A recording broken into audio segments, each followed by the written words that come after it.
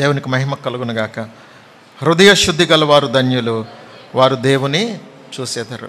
చూడండి, ఇవన్నీ వరుసగా ఒక్కొక్కటి ఇవి చేసుకుంటూ ఇవి మార్చుకుంటూ ఈ పరివర్తన చెందుతూ ఎప్పుడైతే మనం వస్తున్నామో, ఇప్పుడు వాక్యము మన జీవితంలో ఒక ప్రధాన అంశంగా మారిపోతుంది. వాక్యమును మనం ప్రేమిస్తున్నప్పుడు, వాక్యమును అనుసరిస్తున్నప్పుడు ఈ క్రియలన్నీ మనలో వన్ బై వన్ ఒక్కొక్కటి మన జీవితంలో యాడ్ అవుతూ ఉంటాయి. మనలో ఒక నూతన క్రియలు అనేవి ఒక్కొక్కటి అభివృద్ధి చెందుతూ ఉంటాయి. ఎప్పుడైతే ఇలాగూ ఆధ్యాత్మికమైన విషయాల్ని మనము ఒక్కొక్కటి స్వీకరిస్తూ వచ్చామో, అప్పుడు మనలో హృదయ శుద్ధి అనేది ఏర్పడుతుంది. నీ వాక్యము నా హృదయంలో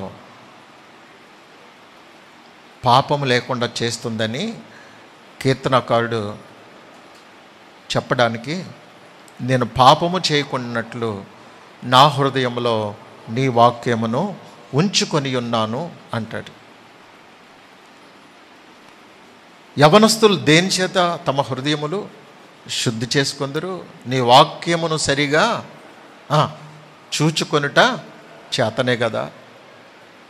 దేవుని వాక్యమును ఎప్పుడైతే మన హృదయంలో భద్రం చేసుకుంటామో, వాక్యానుసారంగా జీవించాలని ఎప్పుడైతే మనము నిర్ణయించుకుంటామో, మన హృదయంలో శుద్ధీకరించబడేటువంటి కార్యం ప్రారంభమవుతుంది. దేవుని వాక్యం మన హృదయంలో శుద్ధీకరణ కార్యం చేస్తుంది. నీ హృదయములో ఉన్న చెడుగును, నీ హృదయములో ఉన్న పాపాన్ని, నీ హృదయములో ఉన్నటువంటి అక్రమాన్ని, నీ హృదయములో ఉన్నటువంటి అన్యాయాన్ని, నీ హృదయములో ఉన్న మోసాన్ని అన్నిటినీ కూడా ఈ వాక్యం లోపలికి వెళ్ళి బయటకు నెట్టేస్తూ ఉంటుంది. పోవతలకి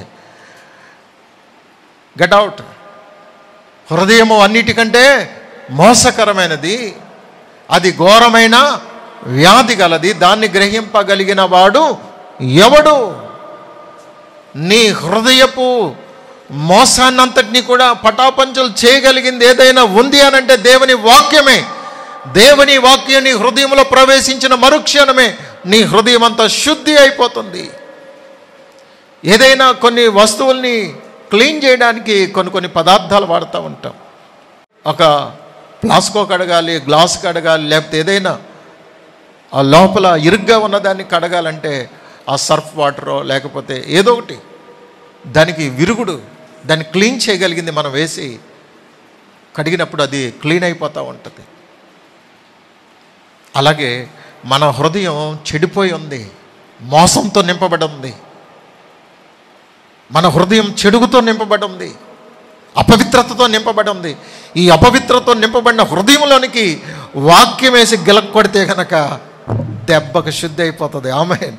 పశ్చాత్తాపంతో, ప్రభువా నా హృదయాన్నంతటిని శుద్ధి చేయ ప్రభు అని ప్రభు సన్నిధిలో పశ్చాత్తాపడి ప్రార్థన చేస్తే, వాక్యానుసారంగా జీవిస్తాను ప్రభువా, నాకు బుద్ధి వచ్చిందని దేవుని దగ్గర ఒప్పుకొని వాక్య ప్రకారంగా జీవిస్తే, ప్రతిరోజు వాక్యాన్ని ధ్యానిస్తూ ప్రతి వారం వాక్యం విని మన జీవితాన్ని సరిచేసుకోవడానికి దేవుని సన్నిధికి వస్తే కనుక మన హృదయం అంతా శుద్ధి అయిపోతుంది. అప్పుడు మనము దేవుని మహిమని ఇక్కడ చూస్తాం, దేవుని కళ్ళారా పరలోకంలో చూస్తాం రేపు. ఆమేన్. హృదయ శుద్ధి గలవారు ధన్యులు, వారు దేవుని చూచెదరు. దేవుని కార్యాలు చూస్తాం, దేవుణ్ణి చూస్తాం, దేవుని మహిమను చూస్తాం. రేపు పరలోకంలో నేరుగా ఆయన చూస్తాం, ముఖాముఖిగా చూస్తాం. ఆమేన్.